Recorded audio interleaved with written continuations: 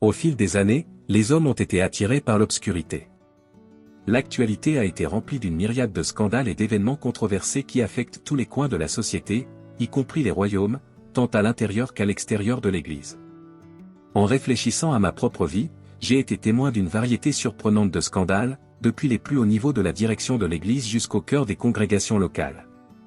L'éventail des scandales comprend des ministres de méga-églises de grande envergure ainsi que de modestes pasteurs de petites congrégations comptant moins de 40 membres.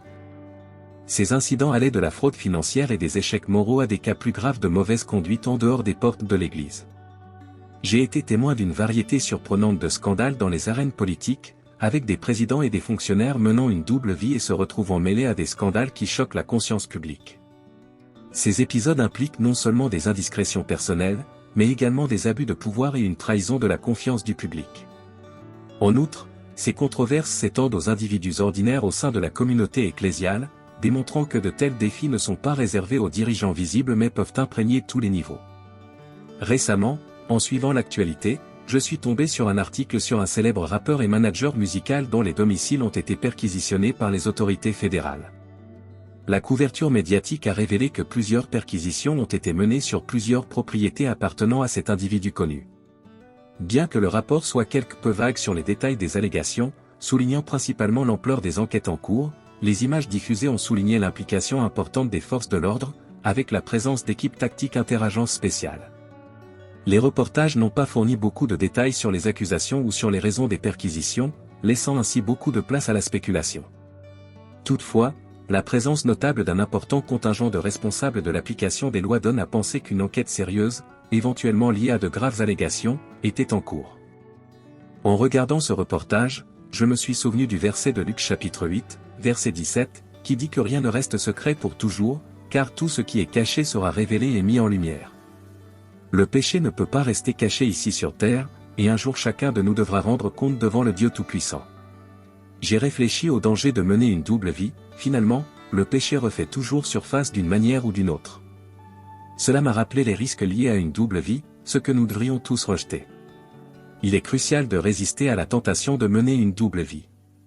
Comme l'a écrit Oswald Smith dans son livre « L'homme que Dieu utilise », soit la Bible vous gardera du péché, soit le péché vous gardera de la Bible. Cette affirmation est profonde et révèle l'incompatibilité entre le péché et la parole de Dieu. Nous ne pouvons pas nous cacher de la réalité des Écritures si nous les étudions avec la bonne perspective. Il y a quelque chose de surnaturel dans la parole de Dieu, il a le pouvoir de révéler la véritable nature humaine. Aucun autre livre dans l'histoire de l'humanité ne révèle des personnages comme la Bible. Il pénètre et affronte tous les aspects de nos vies. Par conséquent, la Bible n'est pas un livre facile à accepter, la vérité qu'elle révèle peut être inconfortable. Lorsque nous nous tournons vers les Écritures, nous sommes confrontés à la réalité. Luc chapitre 8, verset 17 est un passage biblique puissant et sombre, une affirmation directe de Jésus-Christ. Il a dit, « Car rien n'est caché qui ne soit révélé, et rien de secret qui ne soit connu et mis en lumière. » Ces paroles nous rappellent que rien n'est caché devant Dieu. La profondeur de ces mots demande réflexion. Il est troublant de penser que nos actions les plus secrètes ne sont pas véritablement cachées. Même les pensées les plus intimes n'échappent pas à la connaissance de Dieu. S'il peut sonder nos pensées, alors tout ce que nous faisons en secret sera mis en lumière. Dans le monde dans lequel nous vivons, de nombreuses personnes choisissent de se cacher dans l'obscurité pour se livrer au mal, et la Bible témoigne de cette réalité. Jean chapitre 3, verset 19 déclare, « Et voici la condamnation, la lumière est venue dans le monde, et les hommes ont préféré les ténèbres à la lumière, parce que leurs œuvres étaient mauvaises. » Les gens préfèrent les ténèbres à la lumière parce que leurs actions sont mauvaises. Les hommes et les femmes font le choix conscient de vivre une vie en dehors du Christ, parce qu'ils savent qu'en dehors de lui, ils sont dans les ténèbres. Ils aiment cette obscurité car elle leur permet de cacher leurs mauvaises actions. Même s'ils ont la connaissance de l'existence de Dieu dans leur cœur, ils choisissent de rester dans les ténèbres, vieillissant et devenant de plus en plus piégés dans cette condition, préférant les ténèbres. Ce choix est fait parce que, dans leur cœur, ils reconnaissent l'existence de Dieu et la réalité divine. Ils ont suffisamment de connaissances sur Dieu pour le chercher, ils ont accès à l'Évangile et à tous les moyens pour trouver la glorieuse lumière de l'Évangile. Cependant, ils choisissent délibérément de rester dans les ténèbres, car cela leur permet de vivre dans les péchés qu'ils aiment. C'est un choix pervers.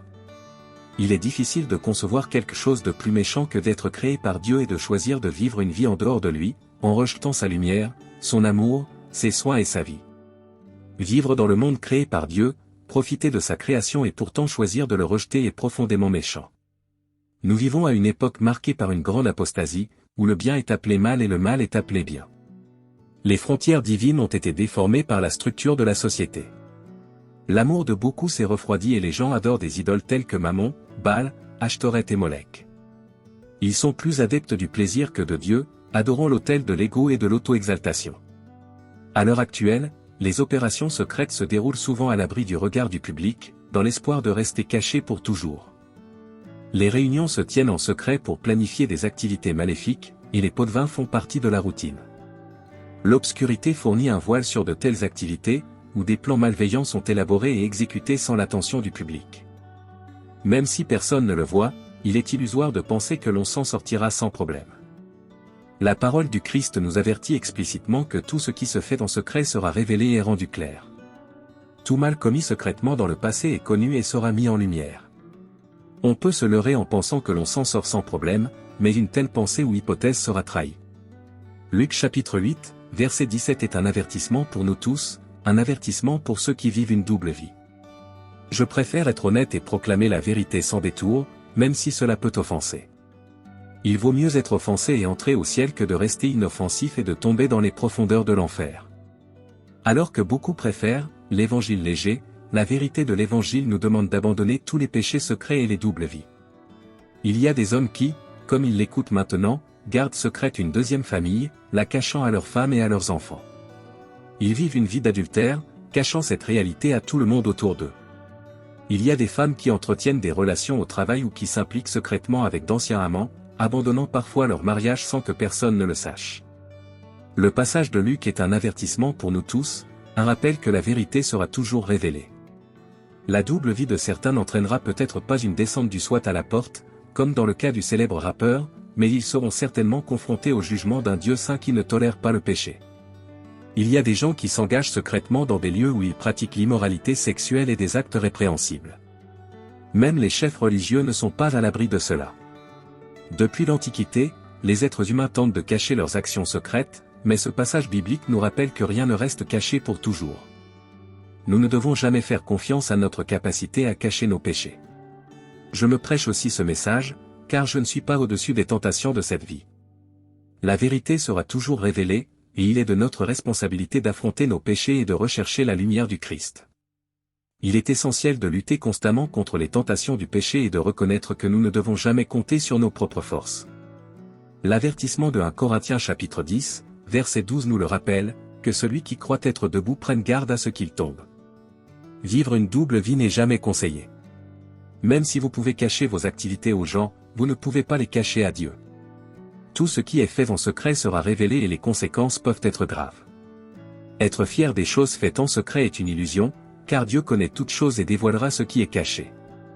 Vous pensez peut-être que vous cachez certains aspects de votre vie à votre conjoint ou à d'autres personnes, mais vous ne pouvez pas les cacher à Dieu. Il a créé ses yeux et voit tout. Ne laissez pas la tromperie du diable vous convaincre que votre vie secrète est vraiment cachée. Il est essentiel d'affronter nos péchés, de rechercher la lumière du Christ et de vivre une vie intègre et transparente.